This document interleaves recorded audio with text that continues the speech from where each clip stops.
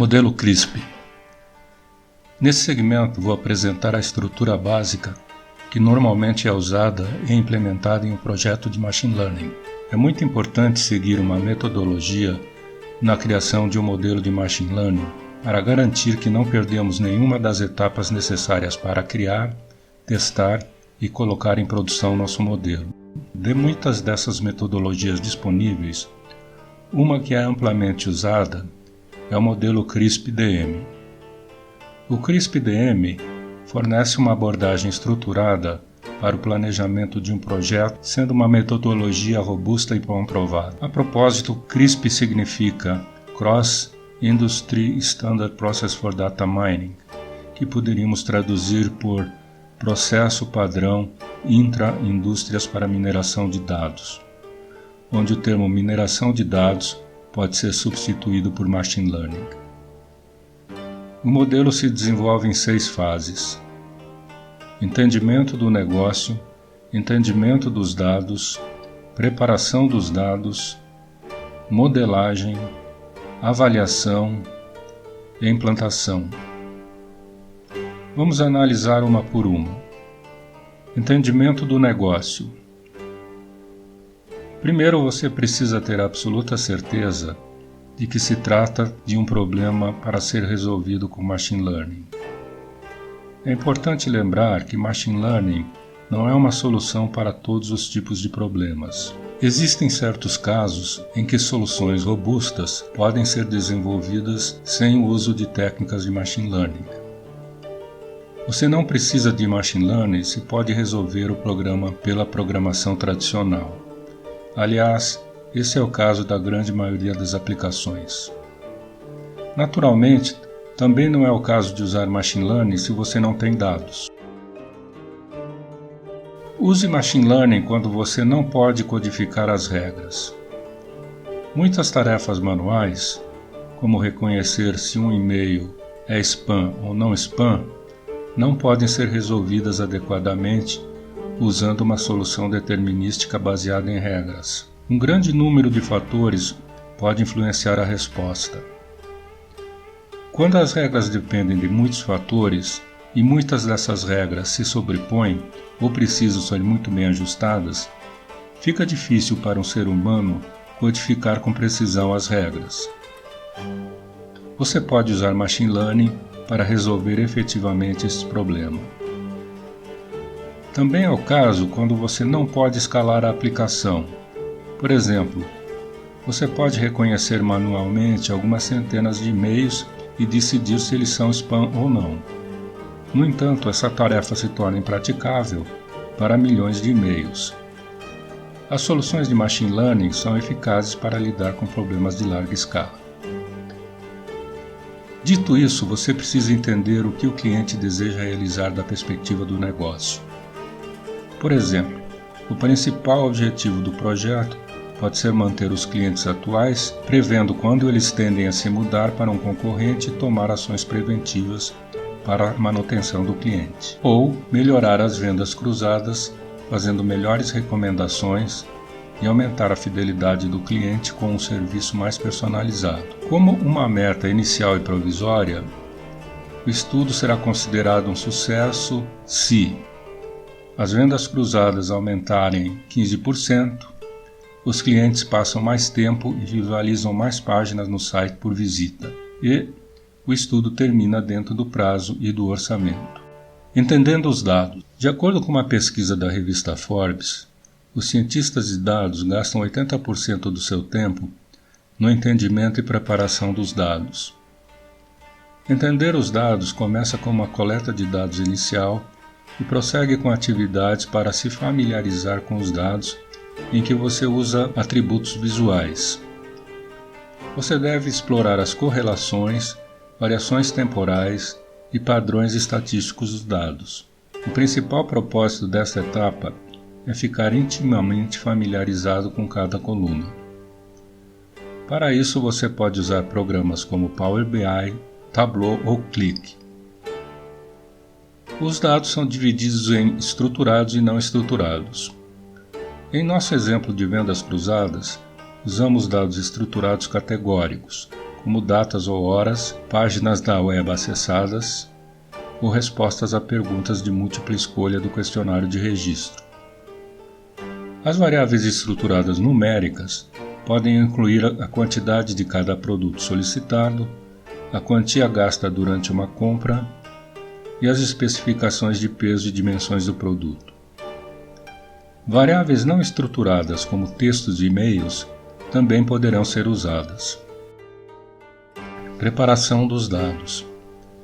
A preparação de dados é o processo de limpeza e transformação dos dados brutos antes do processamento e análise para gerar a base de dados final.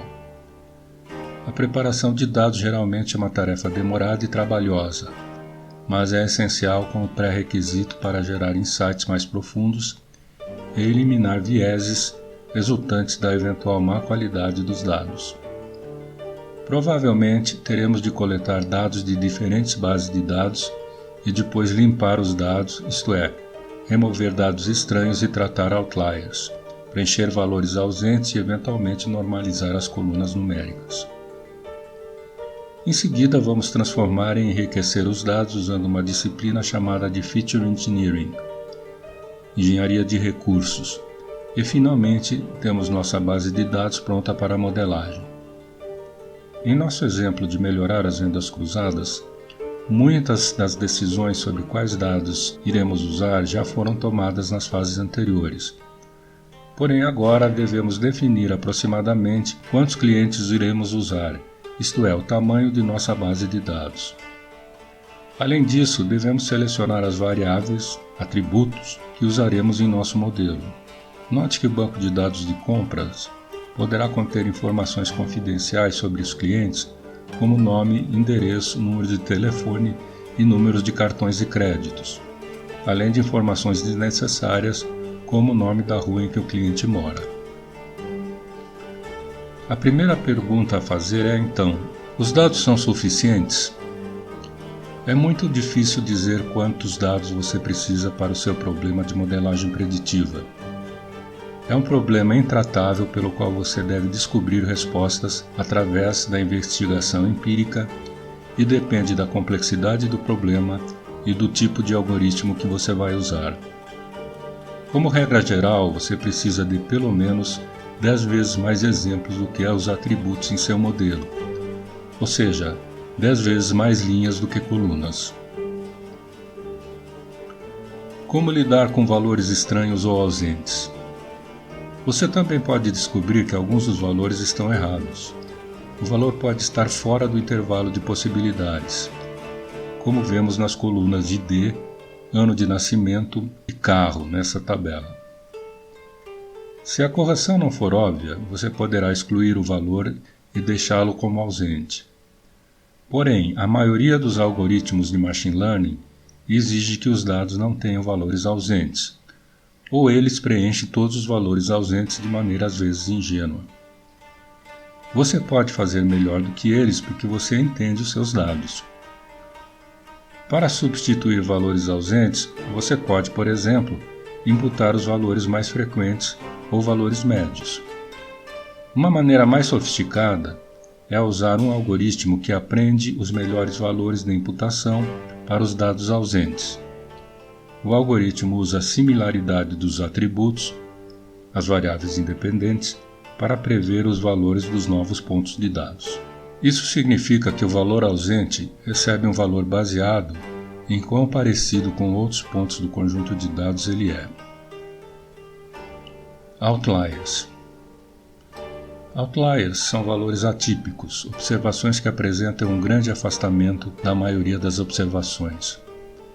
Por exemplo, uma temperatura na faixa dos 50 graus na cidade de São Paulo provavelmente seria um outlier.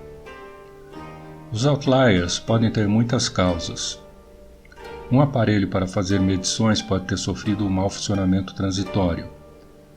Pode ter havido um erro na transmissão ou transcrição de dados, erro humano, ou simplesmente devido a desvios naturais no sistema em estudo.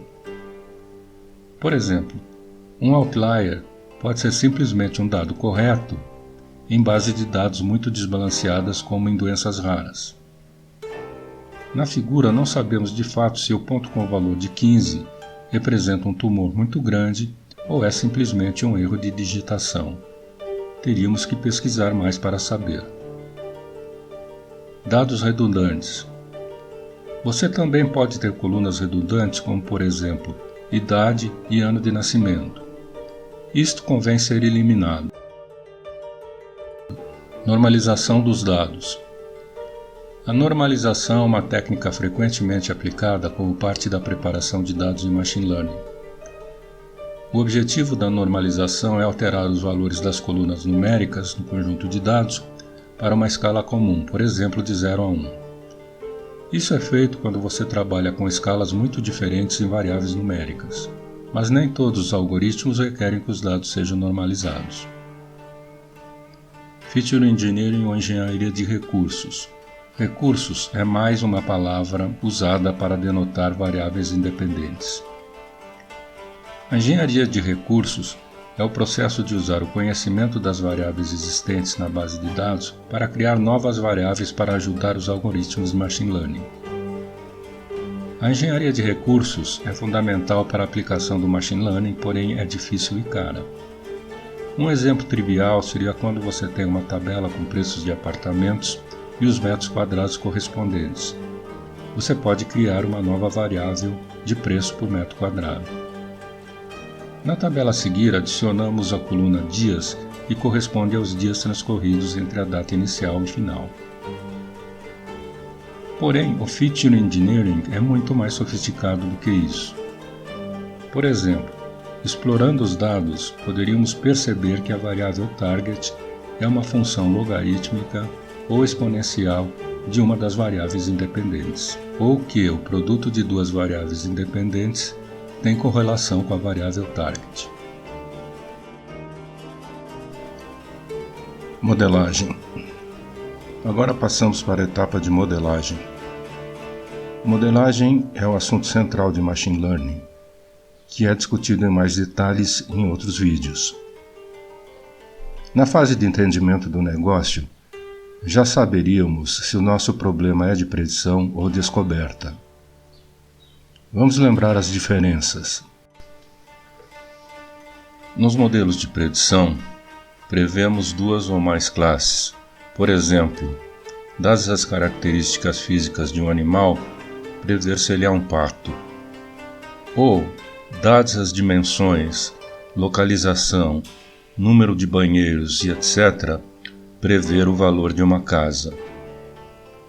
Nos modelos de descoberta, procuramos descobrir grupos naturais, clusters. Por exemplo, descobrir grupos de clientes com características comuns que não são visíveis a olho nu. Ou descobrir regras de associação interessantes entre produtos, como se a compra de fraldas é associada à compra de cerveja. Então, se o principal objetivo do projeto é manter os clientes atuais, prevendo quando eles tendem a se mudar para um concorrente e tomar ações preventivas para a manutenção do cliente, temos um modelo de predição.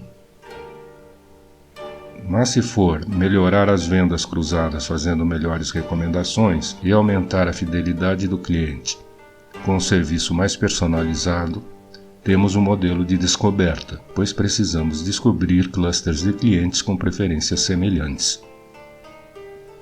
Nessa altura, os dados que você gastou um bom tempo preparando já começam a lançar alguma luz sobre o seu problema. Para escolher um algoritmo, várias técnicas de modelagem são selecionadas e seus parâmetros são calibrados para valores ideais. Normalmente, existem várias técnicas para o mesmo tipo de problema de Machine Learning. Por exemplo, um modelo de regressão, uma árvore de decisão ou uma rede neural.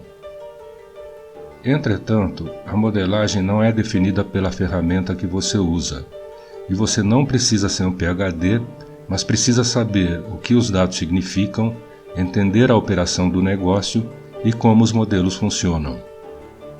Primeiro você deve lembrar que os objetivos de negócios são a origem da solução que você procura. Sua tarefa é descobrir informações úteis nos dados para dar suporte às metas de negócio específicas. Em segundo lugar, o modelo certo para um determinado aplicativo só pode ser descoberto por experimento.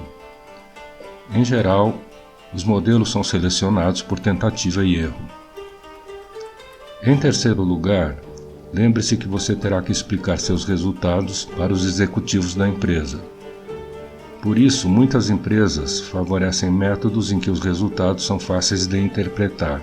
Portanto, árvores de decisão ou regressão podem ser aceitáveis, mas as redes neurais provavelmente não seriam.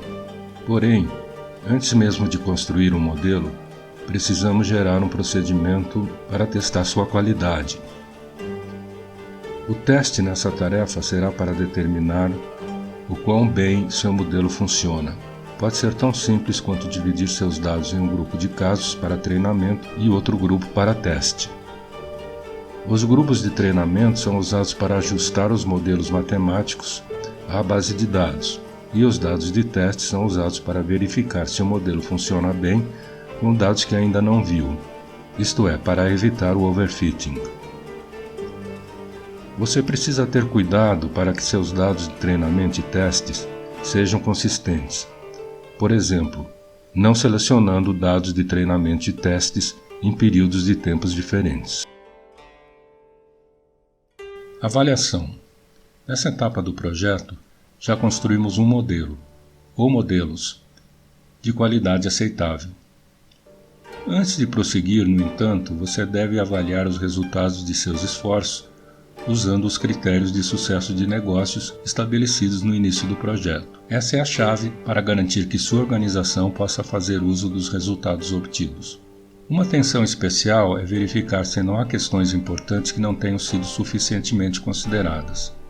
Por exemplo, se numa predição de vendas esquecemos de anotar se um determinado dia é feriado.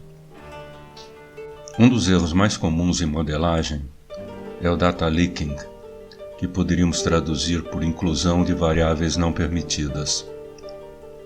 Em muitos casos, algumas variáveis estão no set de treinamento, mas não são realmente disponíveis na ocasião da previsão. Por exemplo, suponhamos que um cliente insatisfeito com uma empresa precise ligar para a empresa para oficializar seu cancelamento. Naturalmente, as chamadas desse tipo tendem a ser mais longas que as outras. Neste caso, todos os clientes que pretendem cancelar terão uma ligação relativamente longa. Então, a duração da chamada não pode ser usada para predição. Isto porque nas previsões futuras não teremos essa indicação em mãos na hora da previsão. Ela estará disponível apenas quando for tarde demais. No final dessa fase, deve ser alcançada uma decisão sobre a utilização do modelo. Lembrando que qualquer modelo que lhe dê grandes previsões hoje pode ser inútil amanhã. Implantação. A implantação é o processo de usar seus novos insights para fazer melhorias dentro da organização. A fase de implantação pode ser uma das mais complexas, pois envolve integrar vários departamentos da empresa no processo, como, por exemplo, marketing, vendas e TI. Além disso, decisões quanto ao investimento em hardware, software e recursos humanos devem estar bem definidos. É importante que o cliente entenda esse processo e as ações dessa etapa, pois em muitos casos será o cliente, não o cientista de dados, que realizará as etapas de implantação. O monitoramento e a manutenção do modelo são importantes porque à medida que novos dados entram na base de dados, eles devem ser incorporados automaticamente e assim usados para fazer as novas previsões.